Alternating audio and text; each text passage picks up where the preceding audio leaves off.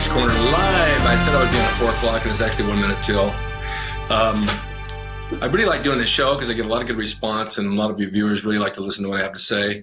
And I might as well say it while I'm still alive and kicking and have a memory of what works and what doesn't.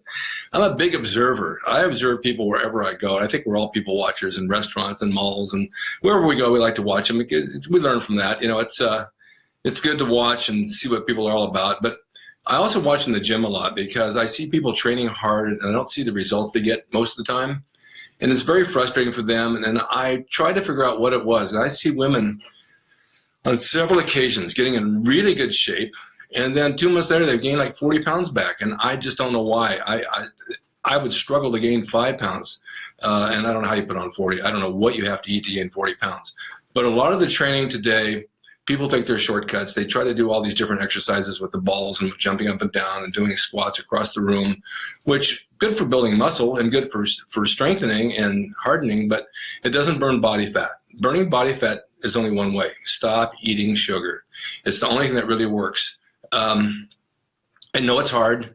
I know that you want to go out and enjoy yourself, and you want to have a dessert, and it's difficult to say no, but you have to sacrifice. If you really want something bad, and if you really want it bad, then you'll do it.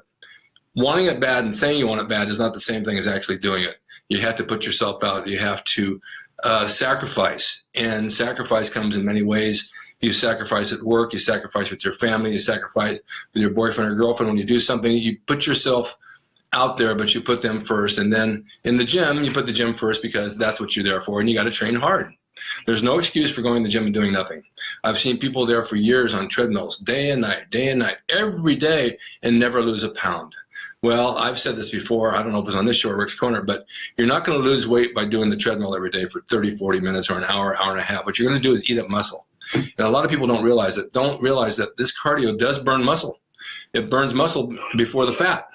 And it's ridiculous. I mean, it's good for your heart. It's good for your legs and you're walking. There's no question about that. If you're older and you want to get in shape and you just want to have circulation and this and that, that's fine.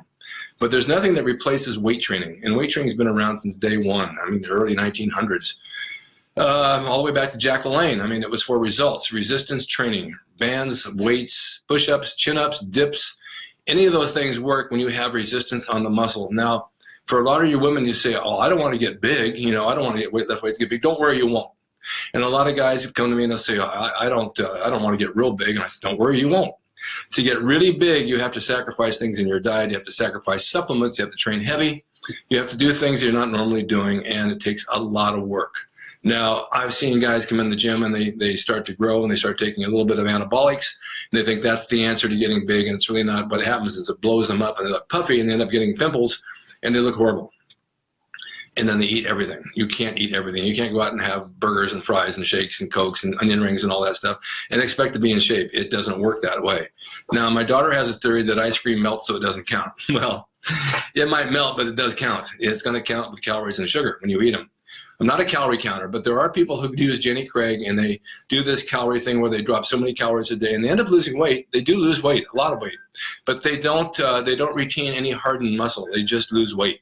They lose muscle, they lose fat, they lose everything, and they become skinny fat.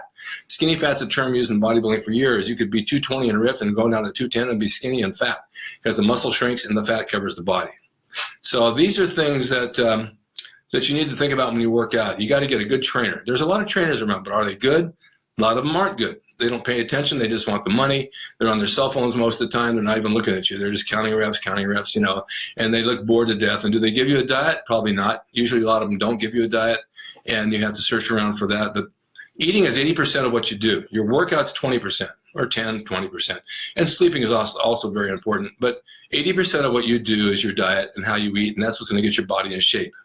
You have to eliminate the sugars. It's a poison. I went out one night and I had something with chocolate in it, and I got felt lousy. Next morning, my eyes were all puffy, and I felt so tired all day just from the sugar. I never really knew this until I started doing it a few times and realized that's the problem. The sugar was killing me. And I hear this, I read articles about sugar being poison, and I really believe that it is. I think that it can really harm you, and it's not good for you. And I know we want to have some once in a while, and that's okay. I don't think I've had a donut in 10 years, but, you know, it sounds good. Wouldn't mind having one once. Might do it just once, but I sure wouldn't sit down and eat 3 or 4 or 5 like maybe I did like 20 years ago. I just wouldn't do it.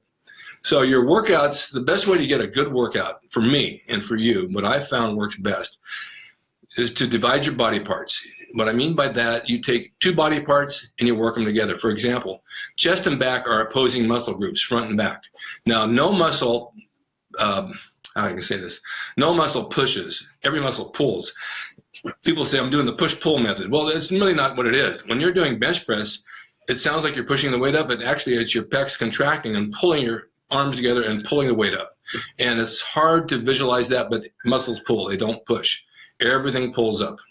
So chest and back are a good alternative. You can pick 3, well, maybe 3 exercises for chest and 3 for back. I'm talking for guys especially.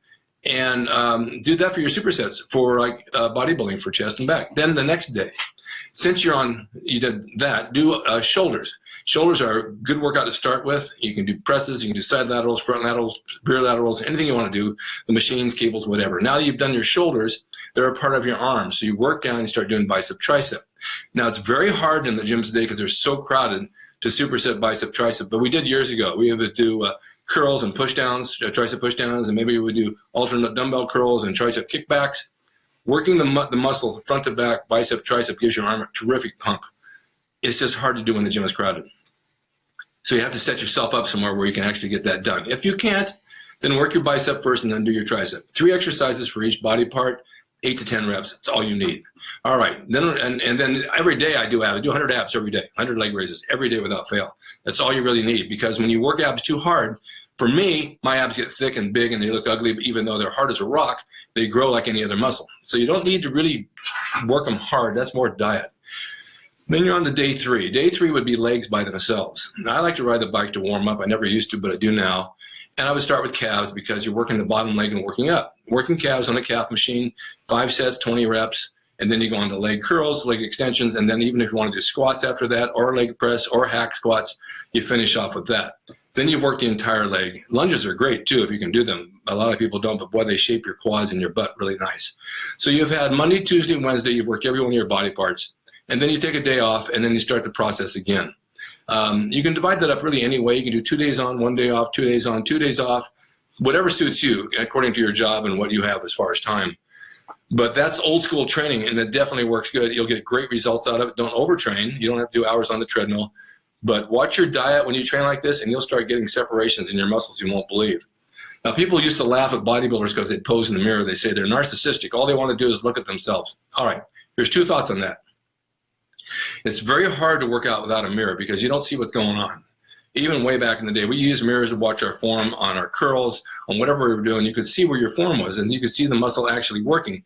When you visualize what's going on with your muscle, it works better. I'd much rather wear a tank top and a short sleeve shirt while I'm working my arms so I can see them than a full sweatshirt because I can't see them. And it's not to show off for anybody at all. That's not what it's about. The other thing is posing. Now, I know we all look in the mirror. I see a lot of you people do your little selfie cameras. But posing, like double bicep shot, back shot, lat spread, all those things that you would see in a bodybuilding show is even harder than working out with weights. It's really hard. And you have to do maybe 10, 15 minutes of it, and you hold those poses and hold them. It's like doing yoga. It is literally like doing yoga, and it burns calories as well. And what it also does is it sharpens up the muscle. It sharpens up really hard. So posing is not out of the question. When you see people doing it, they're not trying to show off. They're basically working their body, and before a contest especially, they do like weeks of posing every day, and this is why they get so ripped before a show. So let me see if I have any questions here. Powerlifting basics. Yes, powerlifting was my main thing before I started bodybuilding, squats, deadlifts, and bench press, and I got strong on those and heavy, and it really made a foundation for my body. Let me see what else we got here.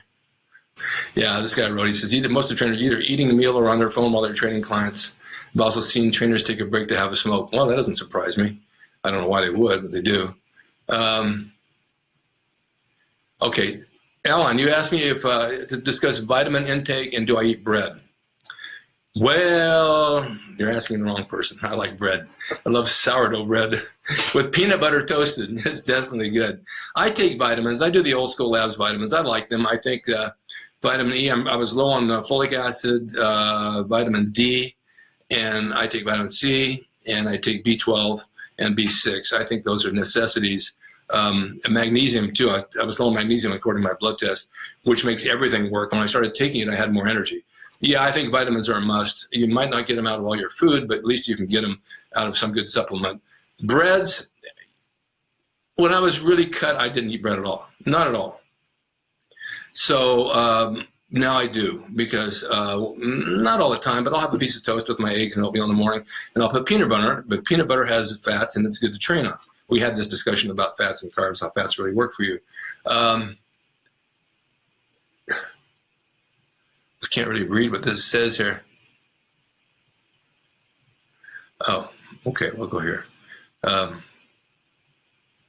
What was my training split in my 30s? Is what I exactly just said. Chest back one day, shoulders and arms the next, and legs the next. I still try to do that now, but I've noticed as I get older, and I don't think it's an age thing, I think it's an injury thing from wrestling and arthritis. I come in the gym, I do like one body part. The other day I just did chest. I just didn't have the energy to do more. It's 110 degrees out here, hot and sweaty. I did chest, I did abs, I did the bike, and I left. I came in the next day and I did back, and I thought, well, I feel pretty good. So after back, I did shoulders. So I did two body parts. Today I just went in and did arms. Saturday I'll do legs. So I split it up according to how I feel. Let's see what else we got here. Well, those are pretty good. Those are pretty good questions, actually. On deadlifting over age 50. Well, deadlifting is actually a very good exercise. It works your back, your arms, your glutes, your legs, and everything in lower back. Just don't go crazy on it, because it's a really good way to throw your back out. I've done that down to your lower lumbar. When that goes out, man, that messes you up. You can't even walk. But deadlifts for building the body and getting a good base on everything. It's from neck all the way down to your feet. Definitely a good exercise. Just go light. Go light for like 10, 12 reps. I think you'd be okay with that. See if there's anything else here. I just don't want to leave you guys out in the blue. I think that's about it. Yeah, that's about it for now. If you have any questions, send them to me right now, because I'm going to close out here in a few minutes. But I think I covered pretty much everything. The biggest thing in life, in anything you do, whether it be bodybuilding, weightlifting, a career, music, which I do, is consistency. If you stay consistent all the time, you're always going to succeed. If you waffle and you say, oh, and there, and maybe not now, maybe tomorrow, you'll never gain anything. You'll never get as far as you want to get, because you take too much time off. I was in the Army, and I remember taking time off from training because I was in the Army, and they had me running around. And I thought, boy, if I could only capture these months and go back to the gym, which I did when I got out, I would have been that much farther ahead. But I've always said that bodybuilding, and I'm going to do another show on this, not now, but bodybuilding, to me, was the basis for everything. And it was the same thing for Schwarzenegger. If you can have the drive and you have the tenacity to stick with bodybuilding, get to the gym, watch your diet, and keep a regimen of that, and really be consistent and know that it's hard, you can take that same drive into anything you want to in life and make it happen. So if you want to take it into your job, you want it to making money, you want to take it into music, and you keep the same drive to do all those things, you'll succeed at everything you want to do. Being lazy, falling back, and not following through is the worst thing you can do. So I think I pretty much covered everything, and I think that's it for now. I'm going to go have a protein snack, and we'll see you all next time. Thanks, guys. I love you all, and I appreciate this.